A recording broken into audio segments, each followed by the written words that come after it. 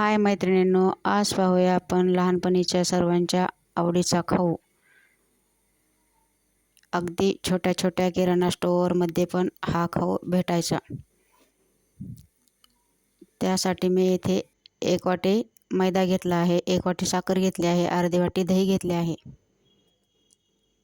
सर्वात अगोदर आपण एका भांड्यामध्ये दही टाकून घेऊ.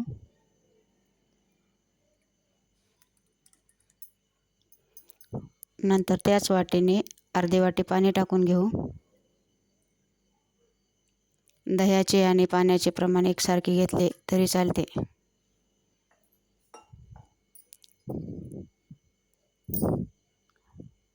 थोडासा फूड कलर टाकून घेऊ.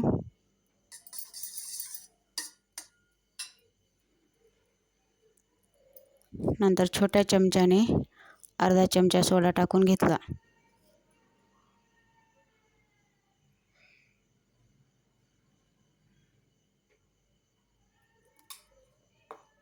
व चवीसाठी अर्धा चमचा मीठ पण टाकून घेतले.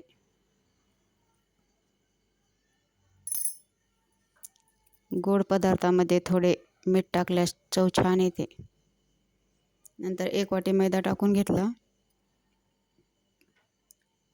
व छान असे मिक्स करून घेतले.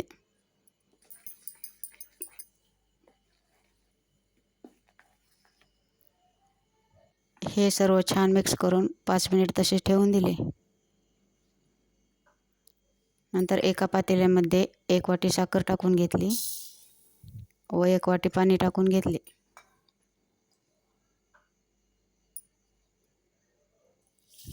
व हे पातेले गॅसवरती पाक करण्यासाठी ठेवले.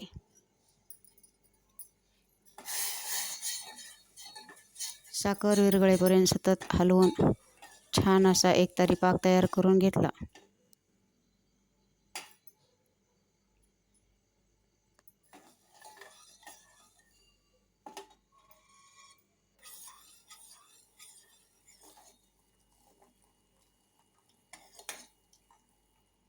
पाक तयार झाल्यानंतर असा एकतारी पाक तयार केला. पाक तयार झाल्यानंतर त्यामध्ये थोडे व्हॅनिला इसेन्स टाकून घेतले व थोडी विलायची पूड पण टाकून घेतली.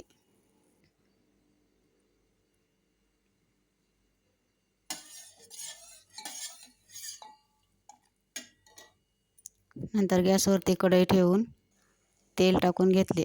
तेल गरम झाल्यानंतर तयार केलेल्या पिठाचे असे छोटे छोटे गोळे करून त्यामध्ये तळून घेतले.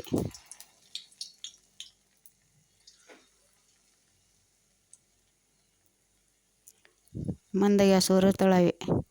गॅसची फ्लेम फुल केल्यानंतर गुलाबजाम आतून कच्चे राहतात व वरूनच लाल होतात. त्यासाठी मीडियम गॅसवरतीच तळावे. तळून झाल्यानंतर असे छान असे तळून काढून घेतले.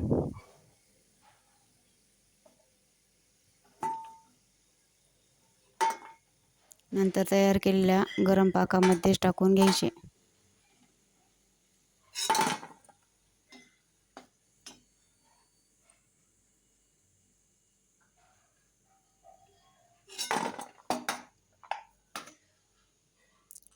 पाकामध्ये टाकून घेऊन एकसारखे हलवून घेऊन 5 मिनिट तसेच राहू द्यावे.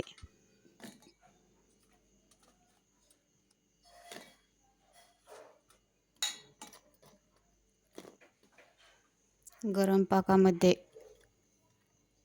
छान असे मुरल्या जातात. 5 मिनिटानंतर काढून घ्यायचे.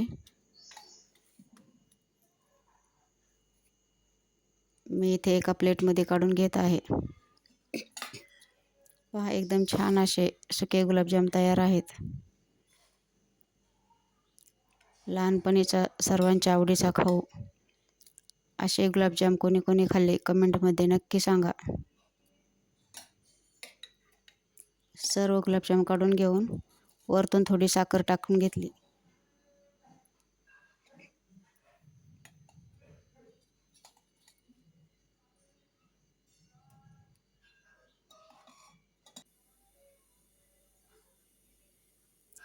एकदम कमी साहित्यामध्ये घरच्या घरी छान असे गुलाबजाम तयार आहेत. कलरचे सुके गुलाबजाम. माझी ही रेसिपी कशी वाटली कमेंट करून नक्की सांगा. व्हिडिओ आवडल्यास लाईक करा. माझ्या चॅनलला सबस्क्राईब करा. व्हिडिओ पाहिल्याबद्दल सर्वांचे धन्यवाद.